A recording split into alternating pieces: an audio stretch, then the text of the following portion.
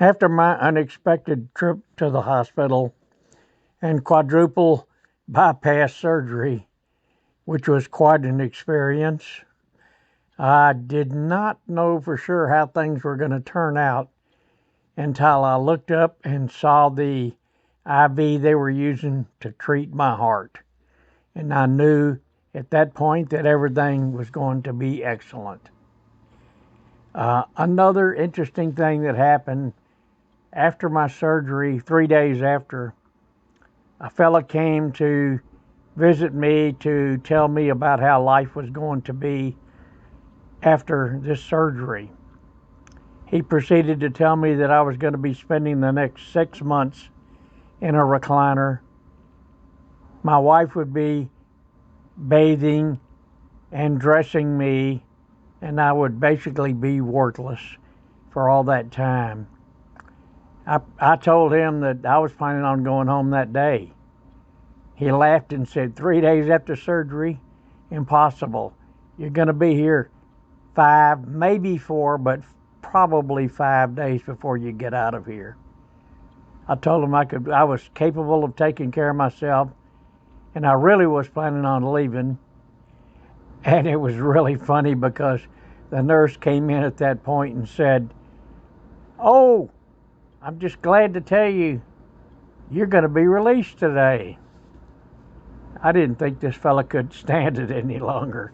It just really blew his mind. Anyway, that's my hospital story. I'm back. It's been a week since surgery. Got some recovery to do, but I'm going to be okay. Thanks for all the nice cards, emails, and messages wishing me well. I certainly appreciated all of them. JohnFix is still on light duty following surgery, so a couple of small items today and a small tool collection review for you. Thanks for watching. Here are two nice additions to my adjustable wrench and small tool category. This little 4-inch in Rigid brand, which I've never had before.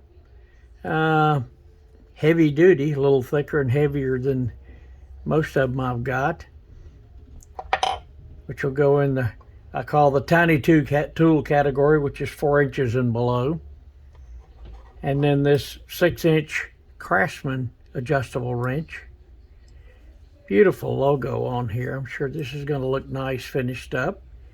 Forged in USA. Nice to see. And both of these forged in USA, it says. This one does have some initials AZ carved in it, which I don't like, but we'll see what we can do with those. And this of course being a 6-inch goes in what I call small, 4 to 6, under 6 inches small, under 4 inches what I call tiny category. So I'll get these cleaned up. Well, the restorations are complete, but I guess I couldn't call these restorations. More like a refresh. Cleaned up, polished, some minor flaws taken care of, and a paint job. First was this nice Craftsman wrench, and I don't know if I mentioned before, but I actually didn't have a 6-inch adjustable wrench in my collection. I've got all kinds of sizes. So, of course, did this one in the typical red and cleaned up the logo so it will show. So, did it in the Craftsman red. Really nice looking little wrench. Had something interesting happen here. There were the initials AZ carved into both sides of this wrench. And I wanted to remove those, but I ran into a problem.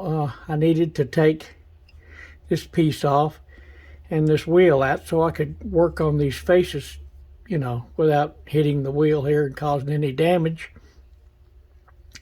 And there was a pin here like they all have, but this one was a pin that was put in and peened over. So I worked and worked quite a bit. You can see I've actually even got a little slot through here where I filed and filed and filed to get the peening off of there. I couldn't get the pin out after that. I mean, I worked it down where the whole pin was exposed, and I could not get that pin to budge. It's like it had been pressed into place into the back side here, or it was such a tight fit in the front, I don't know which, but there was no way that was coming loose. Just impossible to get that loose. So I worked around it and worked around it and worked around it to get the AZ initials off of here, to get it cleaned up. I don't know if there's some secret I was missing to that. I've always seen the other videos in the past where, you just took out all the peening and the pin came out. This one did not budge. But I got it done, and it's a nice wrench, and I'm glad to have that 6-inch wrench in my collection now.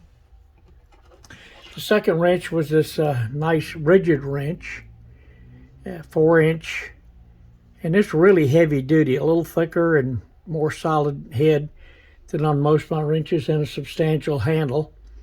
And but in the 4-inch category, this being what I call the tiny category, 6 inches and under, and this being a 4-inch, which fits the actually, that's the small category, 6 inches and under, and the tiny category would be 4 inches and under.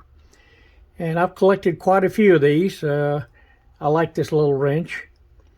And I missed a sale once at a flea market where the guy had 100 of them on a big chain, and he wanted $200 for the whole lot. And it was just a little steep for my blood. I probably could have bought those 100 and sold them for $15, $20 each, $10 to $20 each, made a profit on all of them.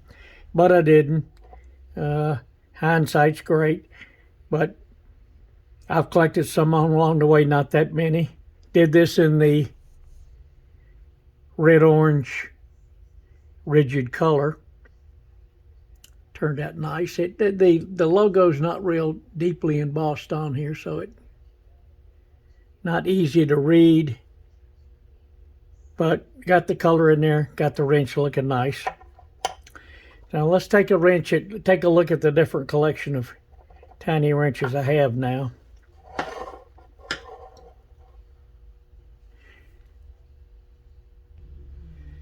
Next is this great diamond tool and horseshoe, and diamond tool and caulk, as it's known to, company with a great diamond logo. And on this one, I just filled in the back with a light black stain and exposed that diamond logo, which is the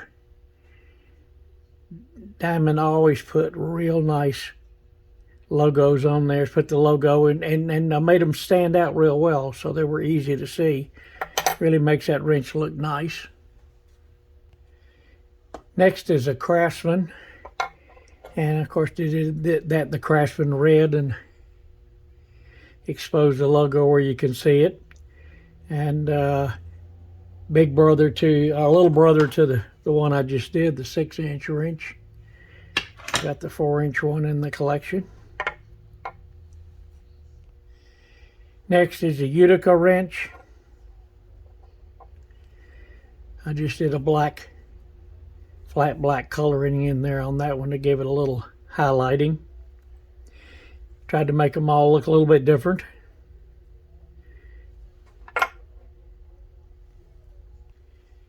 And here's a J.H. Williams wrench. Nice 4-inch wrench like the others, but I used that red paint Scout Crafter recommended, which was a candy apple red. Really nice paint. Only the other wrench I've done that way has been, or tool I've done that way is a utility knife. I tried a bigger wrench once, but that red color over a big surface just didn't come out that well. So, but it's good for highlighting like this. And next is a Proto Los Angeles. It says Proto Los Angeles, and just a part number on the other side. And I noticed all these wrenches said made in USA. This one says Proto Los Angeles, so that I guess that counts for the USA. I don't know if it means it was made there or that's where the company was located. Nice heavy duty, nice wrench. And of course, next would be the daddy of them all. Maybe not the daddy of them all, but crescent. And everybody calls these crescent wrenches as a generic term. And collection wouldn't be complete without a crescent wrench. The only bad thing about this wrench is the fellow that owned it drilled 3 dots on it, or punched 3 marks on it here, and put 3 marks on the other side, I guess to identify the wrench as his. And I would have had to take a lot of surface off to get rid of those. Maybe I will one day, but I really don't want to take the wrench down anymore. And this last wrench is unusual. It's a Marx wrench. And this was actually made in Hong Kong. The others were USA made, but Hong Kong. This was a toy wrench.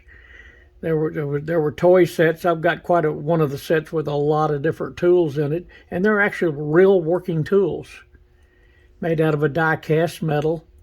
But all the parts are there. They look and act just like the big ones, and this wrench will actually work. I don't know how heavy a work you want to put it on, but these wouldn't go on real heavy work anyway. So it seems to fit right in. And last of all, we have a nice little wrench that Armando Lonnie sent me from UK. A working wrench, 2 3/4 inches long, so it fits that tiny category. I did put it actually came with that red paint on there, the real bright red paint, very similar to the candy apple paint that I put on this one. So that's my tiny wrench collection of adjustable wrenches. Hope you enjoyed seeing the video.